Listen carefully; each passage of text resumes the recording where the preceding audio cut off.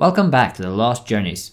If this is your first time on this channel, then please check out the previous playlists. I've covered the various treks done by the characters on hit TV show Lost, using my own fan-made maps, trying to uncover secrets and mysteries. The episodes have also evolved into more theory-based videos, mostly due to the vast collection of lost theories that have been ironically lost over years, with the biggest forums and content being unreachable today. So this video series is both a journey analysis as well as an analysis of the show and its history. Now, we are entering season 4. We're gonna begin over here. The body of Mikhail and Charlie are floating around.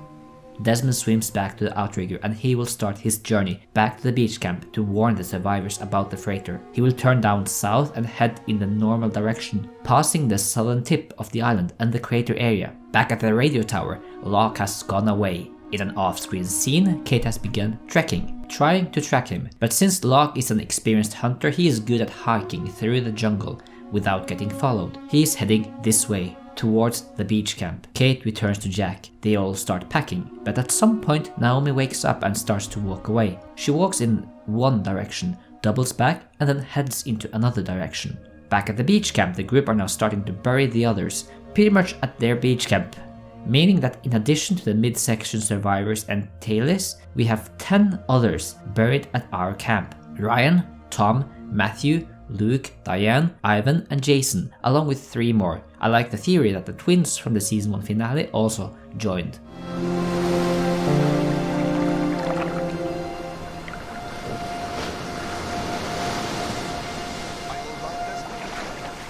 Desmond arrives at the beach. Whether or not they finished burying them or not in this episode we don't know, so it could also happen in the next episode, when Juliet returns to the beach. Danielle and Kate goes out to find Naomi. Danielle comes back after finding a trail of blood. Kate comes back after finding a set of footprints. Jack, Danielle, and Ben go after the blood trail. The rest of the survivors will now head back to the beach. They already recognize a bit of this area, so I don't think they will go around the crater like they did on their way up to the tower. They will take the quickest route down. Kate, however, will take matters into her own hands and follow Naomi's trail. Naomi attacks her, calls Minkowski again, and then dies. Kate heads back, following the trail of the rest. Let's get to the freighter. Now that Minkowski has a clear signal to the island, he'll inform a group to travel to the island, as well as informing them to get weapons, since Naomi used the secret code. Then why'd Naomi use the damn code? Yeah, you remember when she said, "Tell my sister I love her"?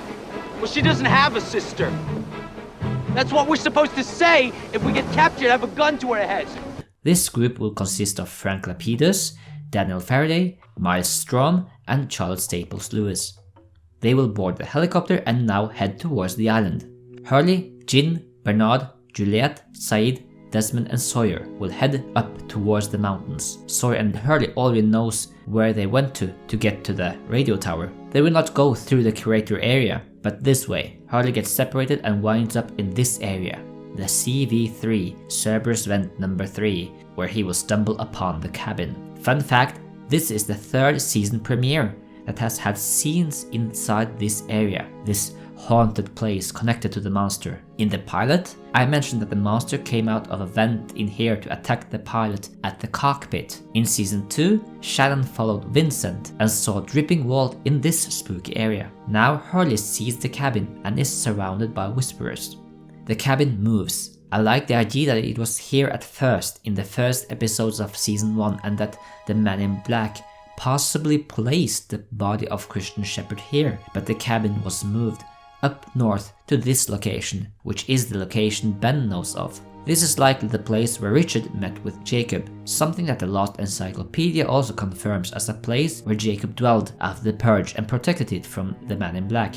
He moved back to the statue when the ash circle was broken, but when the writers wrote The Man Behind the Curtain in early spring of 2007, it seems like they intended this individual to be Jacob. Jacob looked like an old man in ragged 19th century clothing, and in this episode, the season 4 premiere, Hurley would look into the cabin and see himself. That clues us in that the writer's idea of Jacob at that time could take multiple forms. However, ABC, the network, put their foot down on this idea. Director Jack Bender further emphasizes it in this panel interview in Israel. In an episode where Hurley runs up, he gets separated from Sawyer and everybody, and it's I think a Hurley episode, and he's scared in the jungle, and he comes upon Jacob's cabin. It's the first time he's seen it. And he goes up to the cabin, and it's creepy, and it's dark at night, and he goes up to the window, and he looks through the broken glass, and it's written that he sees himself in the rocking chair, but it's very dark and moody, nothing's lit, he sees the dog painting, he sees a lantern, he sees himself in the rocking chair, and he gets startled, backs up, falls off the porch and runs. So Damon and Carlton, at that point in our series, whenever we did anything too weird, the network got a little panicky. They correctly always felt that the heart and soul of our show were characters, were our people. We do too, we still do. But there's also the sci-fi, mythological weirdness to our show, which is an important part of it. So that was a really cool moment. And the network got very concerned, how can Hurley see himself? And we went, well, we could ask that question about 400 things we've done already, but that was one that really concerned them. So Damon and Carlton said to me, make sure that when Hurley sees himself, it's really dark in there. So I shot it, and our cinematographer, John Bartley, who's brilliant, knows how to shoot dark. We got complaints season 1 that maybe the jungle was too dark at night, and we kind of ignored that complaint. But we shot it, and Damon and Carlton saw the scene cut together when we looked at the episode and went, the network's gonna freak out, we gotta reshoot that. And I said, all right, but what do you mean we gotta reshoot it so we don't see Hurley. And I said, but it's Hurley. And Hurley in a rocking chair, if there's any light, moonlight, or anything, you're either going to see black or you're going to see that it's Hurley, because it's only Hurley's silhouette. It's nobody else's. You can't disguise Jorge. And they went, well, that's true, but just shoot it again really dark. And I said, look, guys, we're missing an opportunity here. It's just... I feel like in Cool Hand Luke, for those of you who know that movie, at one point he has to dig a hole and fill it up, dig a hole and fill it up. I said, I feel like I'm shooting a black shot. It makes no sense. We're missing something cooler. There's somebody better to put in the chair. And so they thought about it and said, okay, we'll think about it. And they came back with Christian Shepherd, right on. And he actually was one of the actors who was coming to do an episode, so it worked out for budget reasons also that he was there.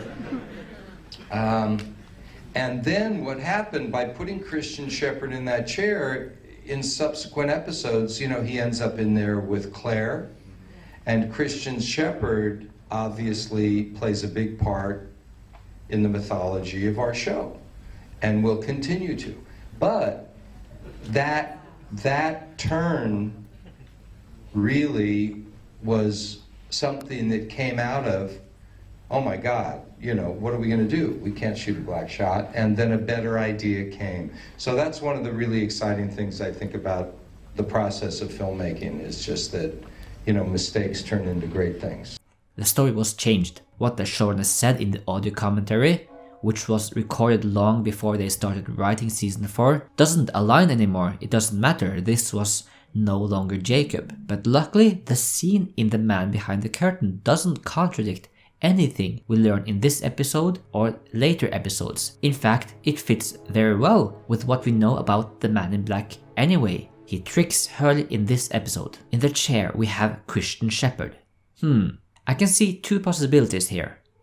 One, this is the real corpse of Christian Shepherd that the Man in Black placed in the chair, and the Man in Black in the form of a deceased person scares Hurley. Or 2, this is another situation of the multiple people trick the Man in Black pulled, just like when he tricked Echo with his vision in The Cost of Living. The Man in Black shows himself as 2 deceased men on the island. Christian Shepherd and the same unknown man we saw in The Man Behind the Curtain. So who was the unknown man in the ragged clothing? He was played in real life by Rob Kiker, the prop master on the show. So who is he supposed to be? One theory I like is that it was Horace Goodspeed, and that the man in black is masquerading as him. He could have tricked many people with this, especially since he is using Horace's old cabin. Another theory I like is that it is Magnus Hanso. Magnus Hanso was the captain of the Black Rock, and we don't have to match any faces or actors because Magnus Hanso was unseen on the show. Bring me the captain. Sir, Captain Hansen is dead.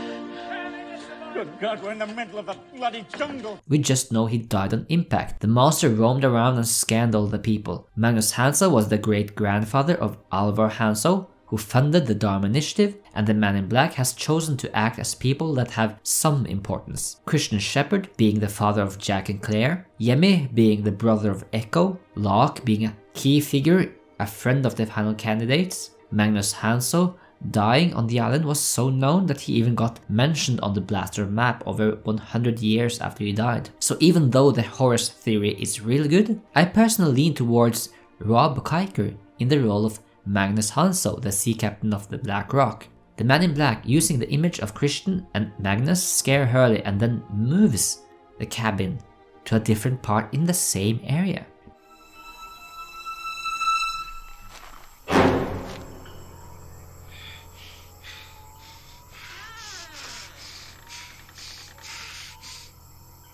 There's nothing here. There's nothing here. There's nothing here. There's nothing here.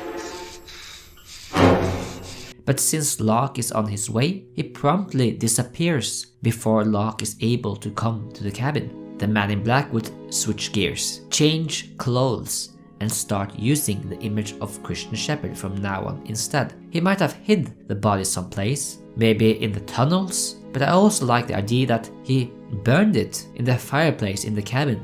Now nobody could find it. Hurley and Locke come to the cockpit, which is en route to the radio tower, which is up here. Then the rest shows up. Hurley tells Claire about Charlie, then Jack, Danielle and Ben catches up, and Jack punches Locke. Kate comes as well. I'm going to the barracks. The others abandoned them. It's the only place on the island with any form of security right now. It'll have to do until I can think of something else. Until then, if you want to live, you need to come with me.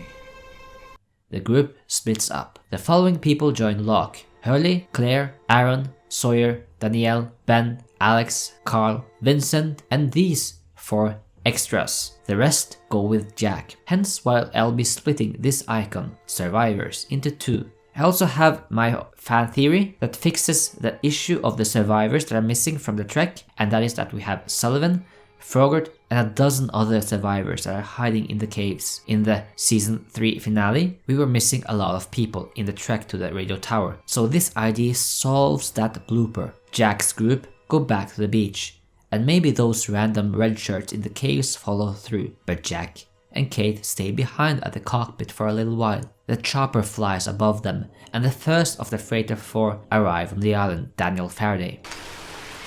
Are you Jack?